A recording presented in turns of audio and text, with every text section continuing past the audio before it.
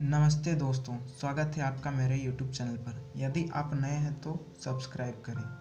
तो दोस्तों, यदि आपके पास 1, 2, 5, 10, 20, 50, 100, 200, 500 और 2000 रुपये गले या नोट फटे नोट हैं तो आपको निराश होने की ज़रूरत नहीं है।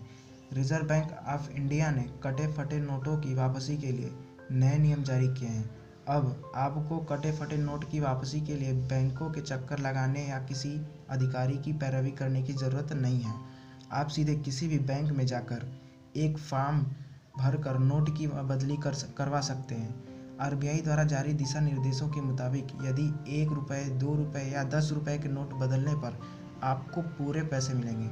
वहीं 200, 500 और 2000 रुपये के नोटों की वापसी के लिए आपको कुछ फीस का भुगतान करना होगा। साथ ही नोट की स्थिति पर निर्धारित किया जाएगा कि आपसे कितनी फीस ली जाएगी।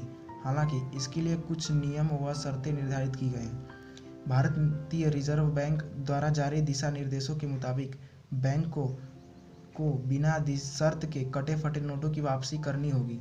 अब आपके मन में सवाल आ रहा होगा कि क्या नोट की वापसी के लिए बैंक का ग्राहक होना जरूरी है?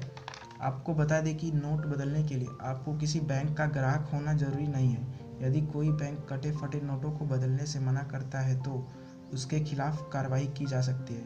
हालांकि बैंकों को नोट की वापसी से पहले नोट की स्थिति देखने का पूरा अधिकार है। नोट की हालात जितनी बुरी होगी, आपको उतने ही कम पैसे दिए जाएंगे। आप एक बार में 20 फटे नोट की वापसी कर सकते हैं, जिसका अधिकतम मूल्य 5000 रुपये से अधिक नहीं होना चाहिए।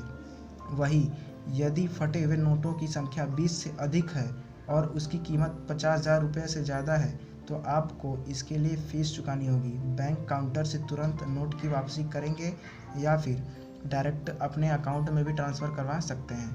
आपके मन में सवाल आ रहा होगा कि आरबीआई कटे फटे नोटों का क्या करता है। बता दें कि नोटबंदी से पहले कटे फटे नोटों को जला दिया जाता था, लेकिन नोटबंदी के बाद इसके छोटे छोटे टुकड़ों को रिसाइकिल किया जाता है और उससे महंगी कागजी चीज़ें बनाई जाती है।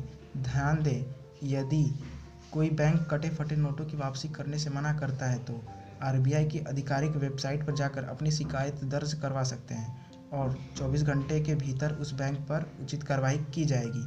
Thank you very much to watching our video.